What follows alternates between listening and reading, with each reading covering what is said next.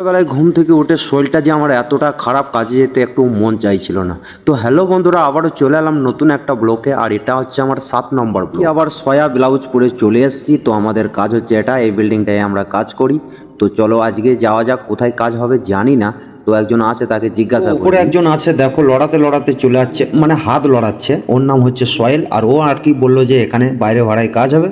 আর এখানে দেখো গতকালে যে এত পানি হয়েছে কি বলবো, বন্যা হয়ে গেছে। তো চলো ফটাফট আমি ভাড়ায় উঠে পড়ি। আগে ভাড়াটা অনেকটা উপর থেকে নিচে নেমে এসছে, আর এখন আমাদের ভাড়াতে কাজ করতে আর কোনো অসুবিধা হবে না, বেশ খুব ভালোই লাগবে। গাইস ভাড়াতে আমি উঠে পড়েছি, আর এই ভাড়াতে আজকে সারাটা দিন কাজ হবে। তো এই খুশিতে চলো একটু। তো এটা কি নাচ আমি ঠিক জানি না, তোমাদের যদি জানা থাকে তাহলে কমেন্টে অবশ্যই জানাবে। আর এখন আমি আপাতত খুব খুশি।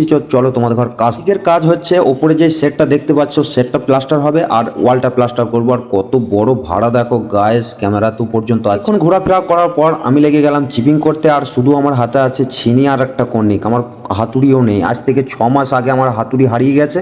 তো তখন থেকে আমি আর হাতুড়ি কিনিনি। আর ওসব কথা, চিপিং তো অনেকক্ষণই করলাম। তো চলো কাজ শুরু করি। সেটার অর্ধেক গুলা মেরে আমি ছাপাতে লেগে গেছি। আর সামনে দেখো অনেকটা হয়ে গেছে, আর ভিডিও করতে পারিনি কারণ একটু প্রবলেমে ছিলাম, এই জন্য ভিডিও করতে পারিনি। তো এতদূর পর্যন্ত আমরা ছেপে নিয়ে আমরা খাবো চা। চা খাওয়ার পর এসেছি উষা মারতে। আর উষা মারা এখন এইটুকু কমপ্লিট হয়ে গেলে পরেরটা আবার ধরবো আমরা। আর পেছনে আরও সব মিস্ত্রিরাও কাজ করছে। তো আমরা সিলিং শেষ করে লেগে গেছি ওয়ালে। আর ওয়াল প্রায় শেষের দিকে হয়ে গেছে, আমাদের আর আধা ঘন্টা কাজ করলে শেষ হয়ে যাবে। তো ভিডিওটা কিরকম হয়েছে অবশ্য কমেন্টে জানাবে। ভালো থেকে।